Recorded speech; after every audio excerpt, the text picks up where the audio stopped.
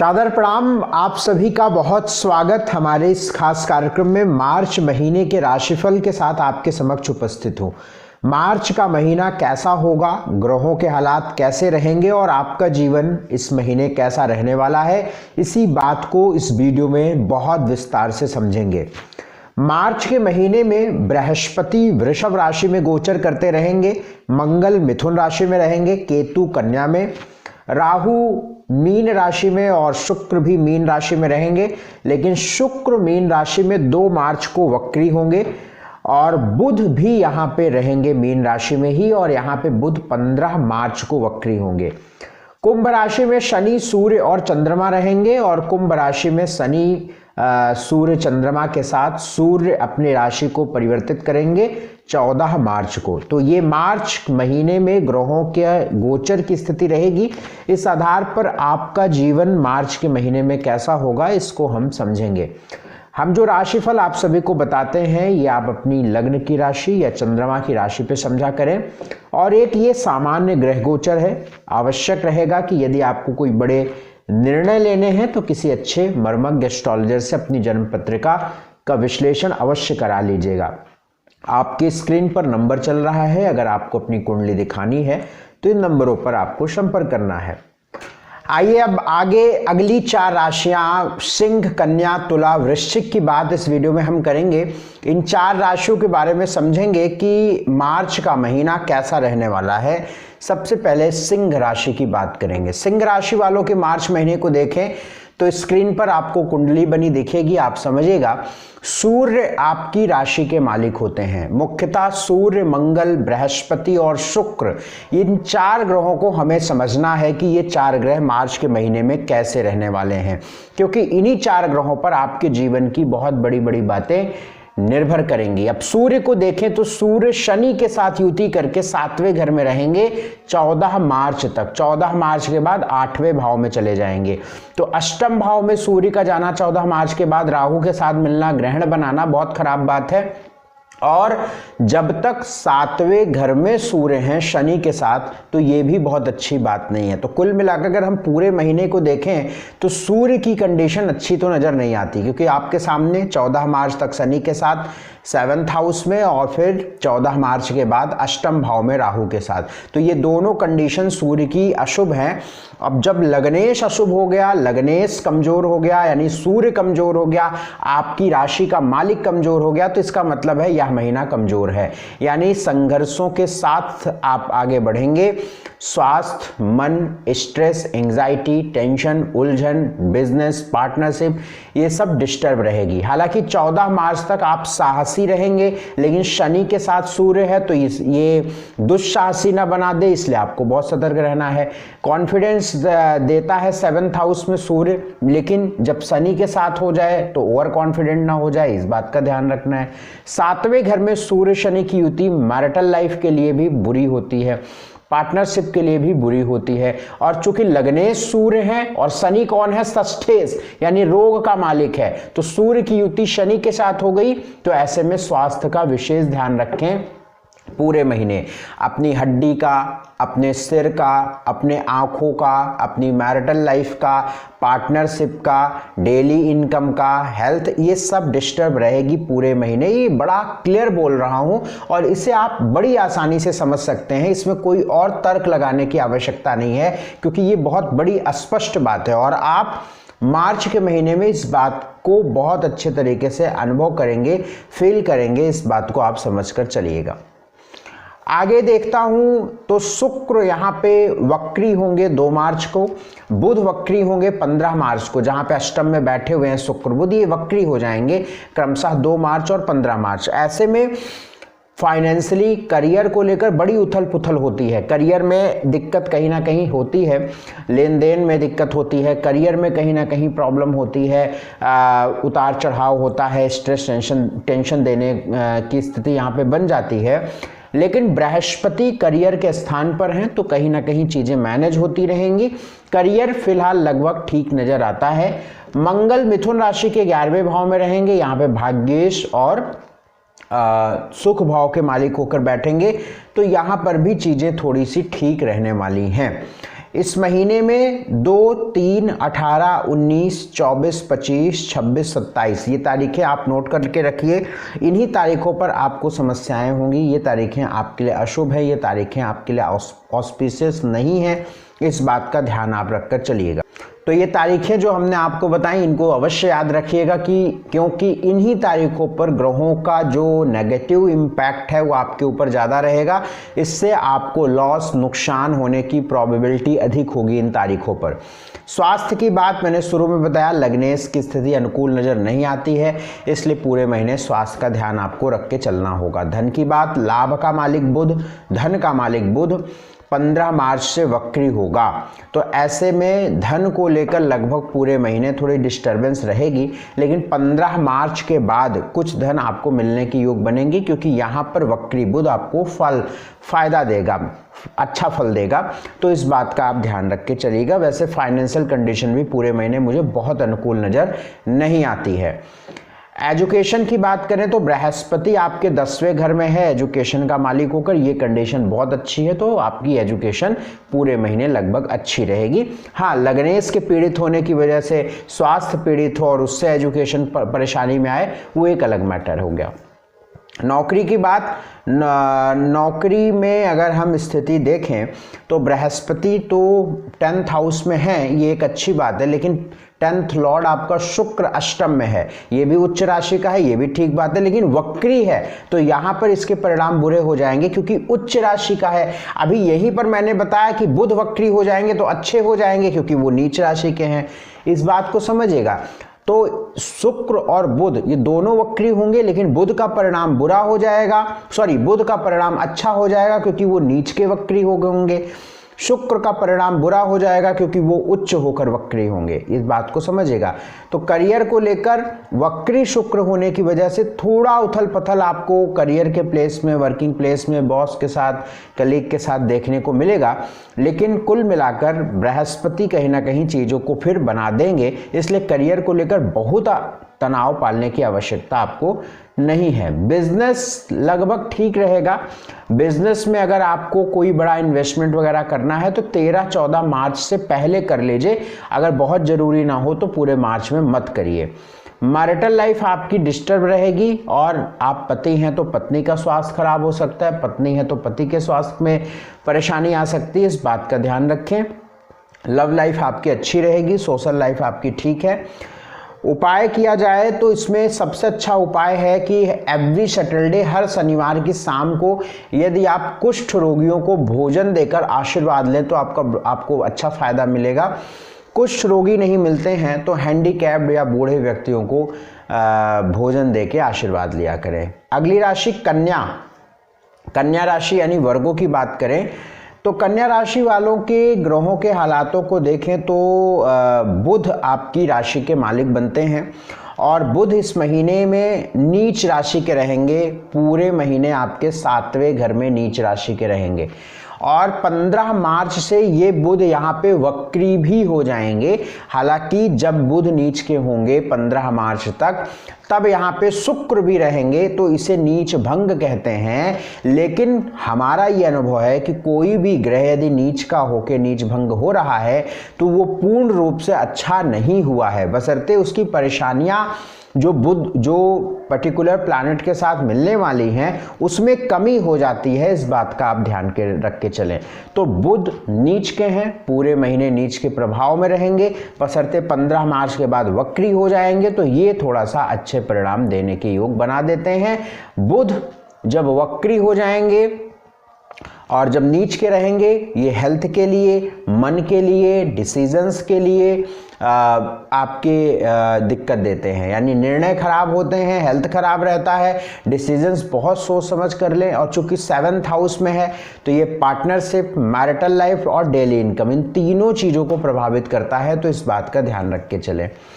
सूर्य और शनि छठे घर में रहेंगे। अपने पैर का, हड्डियों का, आंखों का बहुत ध्यान रख के चलिए, पेट का ध्यान रख के चलिए इस महीने में। मंगल मिथुन राशि के रहेंगे 10वें भाव में, और मंगल की यहाँ पे स्थिति पिता के लिए अच्छी नहीं होती है, क्योंकि मंगल अष्टमेश और तृतीयेश होते हैं। तो यहाँ पे पिता को लेकर संघर्ष होता है, या पिता से वैचारिक मतभेद या कोई परेशानी होने के योग बना देता है।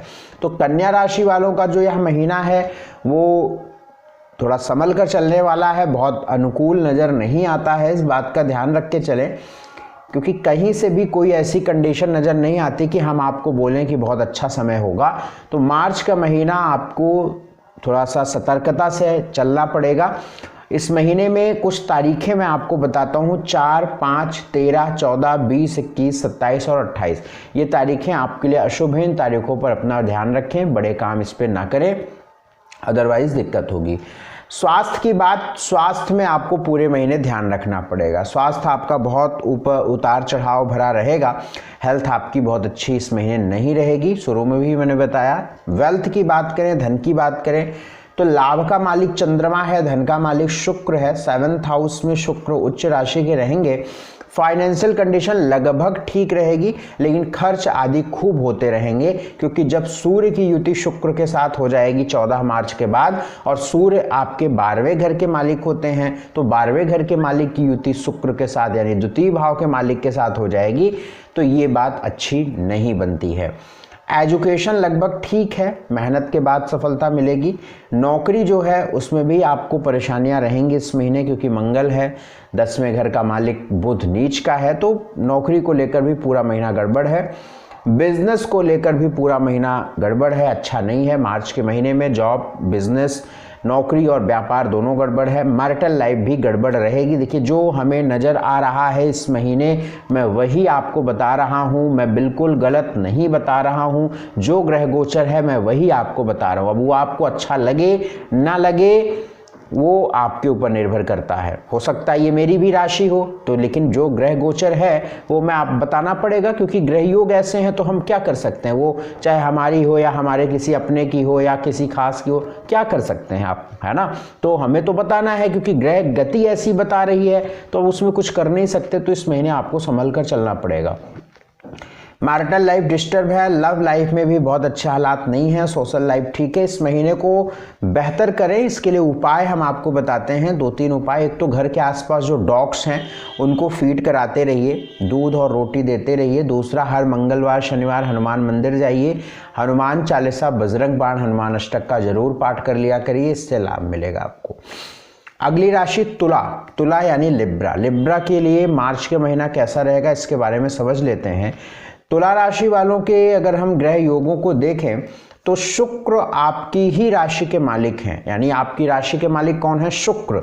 और शुक्र कहाँ पे जाके बैठ गए हैं? छठे घर में। छठा घर किस चीज का होता है? रोग का, ऋण का और शत्रुओं का। तो जब लग्नेश ही छठे घर में चले गए तो पूरी संभावना है कि यह महीना रोग से, यानी बीमारियां, यानी बीमार आप बार बार होते रहें, स्वास्थ्य आपका बार बार खराब हो, या शत्रुओं की वजह से आप परेशानी, अपने ही शत्रु बन जाएं, या किसी से झगड़ा झंझट हो जाए, या कहीं ना कहीं एक आपका कोई नुकसान पहुंचाने वाला मिल जाए, ये शत्रु का कहीं ना कहीं स्थिति दिख रही है। ऋण यानी कर्ज, या पैसे फंस जाएं, पैसे खराब हो, बीमारियों पर जाएं, वेस्ट हो, ये कर्ज देने और लेने में परेशानियां हो, तो ये आपके इस महीने में शुक्र के छठे घर में होने की वजह से स्थिति बन जाती है, क्योंकि लग्नेश सूर्य हैं और छठे घर में हैं। तो ये स्वास्थ्य के लिए भी अच्छा इंडिकेशन नहीं होता है। 14 मार्च के बाद जब सूर्य, बहुत गड़बड़ भाई, बहुत गड़बड़, फाइनेंशियली ये महीना बहुत गड़बड़ रहेगा, मैं आपको बहुत स्पष्ट कह रहा हूँ। अब इसका मैं तर्क भी दे देता हूँ, क्योंकि जो चीज़ मुझे अभी दिखी वो मैं आपको बता देता हूँ, स्क्रीन पर आप समझ लीजिए। शुक्र तो छठे में ही है, वो हमने आपको बता दिया।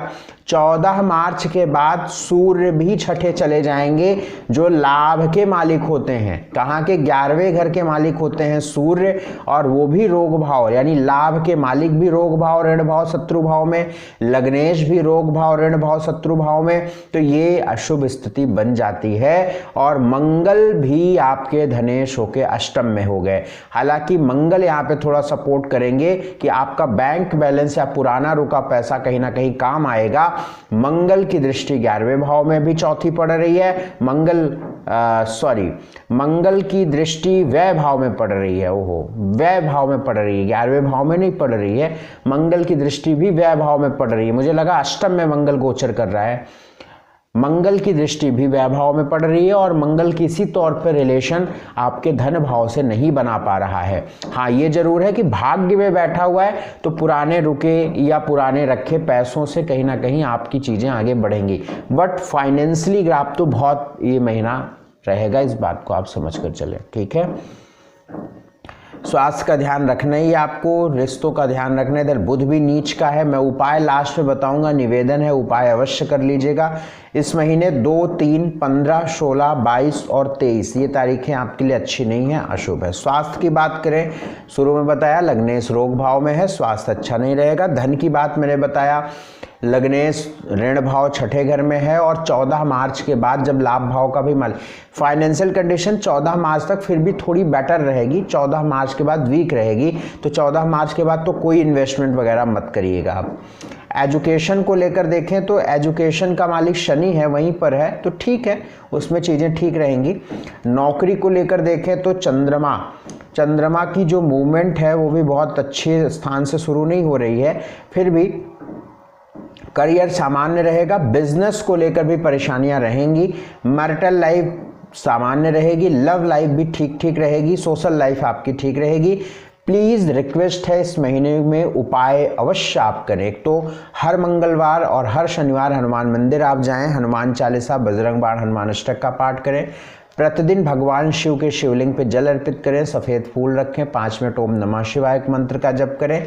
और तीसरा, हफ्ते में एक बार गौशाला जाएं और गायों को गुड़ और रोटी दें। अगर गौशाला नहीं जा सकते हैं तो कुष्ठ रोगी आश्रम हो, कुष्ठ आश्रम हो या हैंडीकैप बूढ़े व्यक्तियों की मदद सैटरडे की शाम को अवश्य करें। तो ये तुला राशि वालों के लिए हो गया। अगली राशि वृश्चिक, स्कॉर्पियो की बात करते हैं। वृश्चिक राशि के मार्च महीने को देखें तो सर्वप्रथम मुझे 4 ग्रहों से मतलब है। एक तो मंगल, एक सूर्य, एक बृहस्पति, एक चंद्रमा। इन 4 ग्रहों पर ही आपके जीवन की मुख्य बातें निर्भर करेंगी। वृश्चिक राशि आपकी है तो सर्वप्रथम आपका लग्नेश कौन हो गया, आपकी राशि का मालिक कौन हो गया, मंगल। तो मंगल को सबसे पहले देखना है कि इस महीने मंगल कैसा रहने वाला है। स्क्रीन पर आप देखिए, मंगल अष्टम भाव में रहने वाले हैं, 8वें घर में। एक सिंपल सा आपको मैं रूल बता देता हूं, कोई भी ग्रह अपने स्थान से छठे चला जाए, 8वें चला जाए और 12वें चला जाए तो ये बेहद बात अशुभ होती है। इसमें आप बिल्कुल फ्रैंकली आप बिल्कुल स्पष्ट बोल सकते हैं कि ये प्लैनेट वीक हो गया है या ये प्लैनेट बुरा हो गया है, हमारे काम का नहीं है। और अगर छठे, 8वें, 12वें जाकर ये ग्रह खराब राशि, शत्रु राशि, नीच राशि, शत्रु ग्रह के साथ बैठ जाए तो फिर ये और बुरा हो जाता है। उसी प्रकार अब आपको हम जब इसका प्रभाव बताएंगे तो आप हमारी बात को नकार नहीं पाएंगे, जो आप पूर्व में 1-1.5 महीनों में महसूस किए होंगे। लग्नेश जब अष्टम जाता है तो ये हेल्थ के लिए खराब होता है। बेमतलब के माइग्रेन, तनाव, स्ट्रेस, एंजाइटी, सिर दर्द, आंख में समस्याएं, पैरों में दर्द, इस सब समस्याएं देता है। हर काम में रुकावटें देता है, हर काम में, यानी कुछ भी आपको करना है, कुछ भी आप कर रहे हैं, हर चीज में रुकावट। मैं आपको उदाहरण के तौर पर बता रहा हूं, मान लीजिए आपको डिलीवरी वाले ने फ़ोन किया, आपने कोई प्रोडक्ट खरीदा और उसने डिलीवरी वाले ने फ़ोन किया कि हम आपको देने आ रहे हैं, कहाँ है, तो आपने कहा कि हाँ यहाँ ये प्लेस पर आना है, आपको उसमें एड्रेस लिखा हुआ है, तो वो बोला कि हाँ मैं वहीं पर हूँ। अब आप वहाँ पर खड़े हैं, वेट कर रहे हैं और वो गायब है, उसमें परेशानियाँ, मैं वो एग्जाम्पल दे रहा हूँ। फिर आपके घर में और कोई परेशानियां, कोई गेस्ट आ गए उससे परेशान, तमाम चीज़ें। अब उसका उदाहरण मैं एक चीज़ की क्या दूं, आप बस पकड़ने जा रहे हैं, ट्रेन पकड़ने जा रहे हैं, ट्रैफिक में फंस गए, कोई भी, मतलब जब लग्नेश पीड़ित होता है तो चीज़ें ईजी नहीं होती हैं, चीज़ें आसान नहीं होती हैं, बहुत घिस कर चीजें मिलती हैं। तो और ये चीजें 1-1.5 महीनों से आप निश्चित देख रहे होंगे, हर काम में देख रहे होंगे। ये पिछले 1-1.5 महीनों से, 2 महीनों से हेल्थ के लिए, रिश्तों के लिए, मन के लिए, खराब होता है। ऐसे वक्त में जिनको कॉन्स्टिपेशन, पेट की परेशानी रहती है, उनको पाइल्स तक होने की उम्मीद बन जाती है, क्योंकि लग्नेश अष्टम होकर बैठा हुआ है और 8वें घर में मंगल जरूर ऐसी परेशानियां देने का काम करता है। तो बहुत सावधान वृश्चिक राशि वालों को रहना है, क्योंकि बहुत अनुकूल परिस्थितियां नहीं हैं। शुक्र उच्च राशि के रहेंगे 5वें भाव में, लेकिन ये भी वक्री होंगे। बुध 14 मार्च को वक्री होंगे। सूर्य ठीक है, मतलब करियर लगभग ठीक रहेगा ये महीना। करियर चूंकि सूर्य भले ही शनि के साथ है, लेकिन अपने भाव पर दृष्टि डाल रहा है, फिर त्रिकोण में चला जाएगा, तो करियर परेशानियों में रहेगा, लेकिन ठीक रहेगा ये महीना में। हेल्थ वाइज मंगल की परेशानी इस महीने पूरे रहने वाली है, उसका ध्यान रखिएगा। बाकी पेट आदि का ध्यान रख के चलना है। इस महीने 4, 5, 15, 16, 17, 18, 19, 25 और 26 ये तारीखें मार्च के महीने में अशुभ तारीखें हैं। इन तारीखों को आप नोट करके रखिएगा और इन तारीखों पर बहुत सावधानी रखिएगा, क्योंकि आपको परेशानियां इन्हीं तारीखों पर होने के योग बना देते हैं। स्वास्थ्य की बात करें तो स्वास्थ्य अच्छा नजर इस महीने नहीं आता है। धन की बात करें तो लाभ का मालिक बुध है, अपने भाव पर दृष्टि है। धन की स्थिति लगभग ठीक है, थोड़ी बहुत जद्दोजहद करनी पड़ सकती है, बट सामान्य है। अन्य राशियों में तो और गड़बड़ है। अन्य राशियों की तुलना में वृश्चिक वालों की फाइनेंशियल कंडीशन मार्च के महीने में ठीक रहने वाली है। एजुकेशन में परेशानी रहेगी, चाहे वो हेल्थ की वजह से रहे या जो भी हो। 5वें घर में दिक्कत है। बुध, राहु, शुक्र और 5th हाउस, पंचम भाव ही एजुकेशन का होता है। नौकरी को लेकर सामान्य स्थिति है, थोड़े बॉस वास से बना कर चलिएगा। बिजनेस ठीक है, लगभग बिजनेस ठीक है। लव लाइफ बहुत ठीक रहेगी इस महीने। अगर आप अपनी मैरिज में यानी लव मैरिज करना चाह रहे हैं तो बड़ा अच्छा समय है, आप अपने प्रयासों को बढ़ा लीजिए। मैरिटल लाइफ भी ठीक है, सोशल लाइफ भी अच्छी रहेगी। तो अन्य राशियों की तुलना में तो वृश्चिक वालों का हाल लगभग ठीक है। यदि स्वास्थ्य आदि का ध्यान रख लिया तो, थोड़ा झंझट हेल्थ की रख लिया तो बाकी और चीजें ठीक हो जाएंगी। उपाय बता देता हूँ इस महीने को बेहतर करने के लिए। एक तो भगवान सूर्य को जल देते रहिए, गायत्री मंत्र का जप करते रहिए। प्रतिदिन ओम हन हनुमते नमः इस मंत्र का जप करके अपने काम की ओर बढ़िएगा। तो इस वीडियो में हमने आपसे अगली 4 राशियां सिंह, कन्या, तुला, वृश्चिक की बात की। अंतिम अगले वीडियो में हम आपसे अगली 4 राशियों की बात करेंगे। बड़ा मेहनत लगता है, बहुत मुश्किल से मैं समय निकाल पाता हूँ वीडियो शूट करने के लिए, तो हाथ जोड़कर निवेदन है, शेयर कर दिया करिए वीडियो को, लाइक कर दिया करिए प्लीज़, ये रिक्वेस्ट है, क्योंकि बहुत मुश्किल हमारे लिए है इस समय कि मैं वीडियो शूट करने के लिए समय निकाल पा रहा हूँ। बहुत मुश्किल है, मैं आपको बता नहीं सकता हूँ। बशर्ते प्लीज़ शेयर करें, अपना सहयोग दें। अपॉइंटमेंट लेने के लिए स्क्रीन पर नंबर है, नंबरों पर संपर्क करें। बहुत शुक्रिया, बहुत धन्यवाद, नमस्कार।